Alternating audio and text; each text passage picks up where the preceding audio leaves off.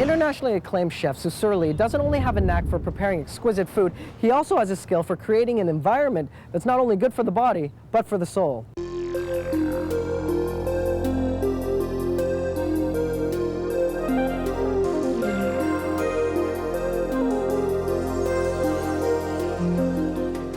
How was Feng Shui introduced to you?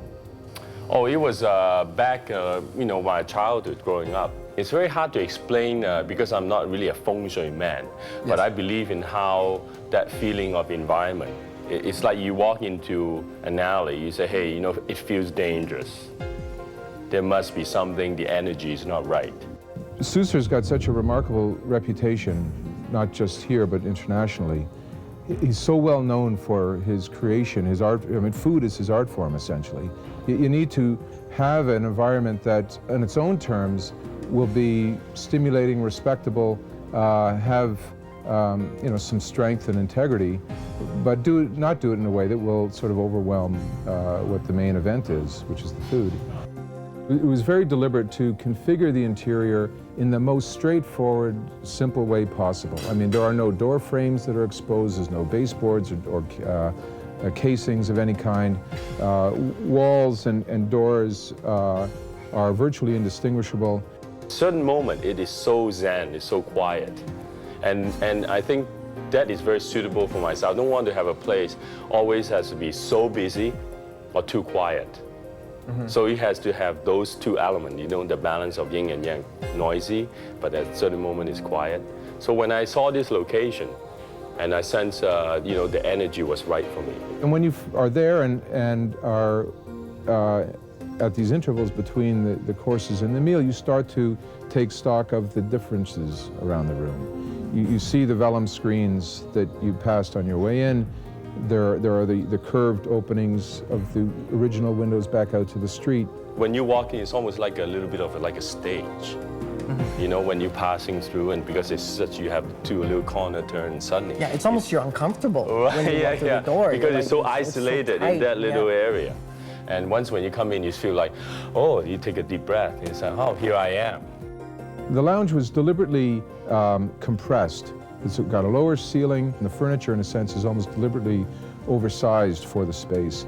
Even though, the room is not very big, but it has a very good energy. And people have a very comfortable feeling, and the color, and also the lighting, because we open most of the evening. There's a light shelf on the west side that light is coming up through the shelf, and there are a series of decorative objects that are displayed over there. I said, what the hell are you putting those things up there for? It's like I'm not selling Kentucky Fried Chicken, right? But at night, it looks so great when the light, it looks so serious in a way, serious but fun. On the main wall, the south wall, which is right opposite the street, are these two very large illuminated wall panels. There's a huge mystery to those illuminated wall panels. Sometimes when it's late at night, when we put it kind of a very deep red, and it's actually people getting into a very kind of romantic mood automatically, You just see the red of the color, it just suddenly, it changes people. And sometimes we got it kind of bright, when things are really happening early in the evening, and people love the energy. And slowly through the evening, the color changes. And it also changes the mood with the food together. You don't know that they're going to change when you first arrive. You think, well, this is the first time I'm here. They've got this purpley blue wall panel. And after a drink or two, and then suddenly you realize, well, hang on a minute, that was bluish purple a while ago. Now it's turquoise. The yin and the yang has to work out. And, even the kitchen, I have a few female chefs working with me.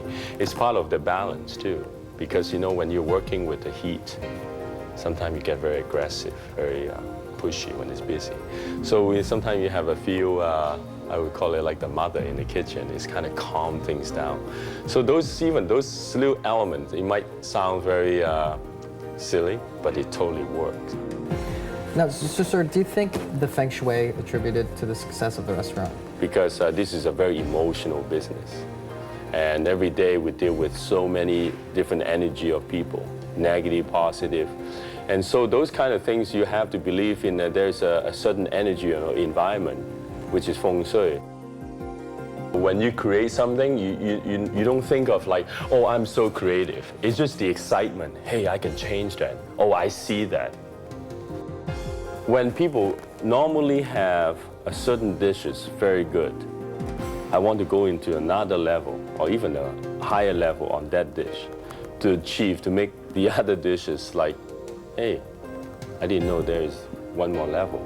So those are my feeling of how I see cuisine should be. Do you ever sort of stand at the side when it gets served just to see people's reactions? Oh yeah, oh that is one of the high. You know, when you look at them, you can tell you're doing the thing that you believe you are giving some people pleasure. You know, seeing them, you know, eating that little piece of a scallop is like sometimes you just moan, close their eyes. Those emotions is very satisfying because it's our job in a way. Being a chef is such a thing to give people pleasure that way, and it's a very satisfying. It's an environment that holds its own, it has its own integrity, its own interest. I think it's stimulating without being overwhelming, and yet it takes, I think, a back seat to the main event, the main purpose, which is the food.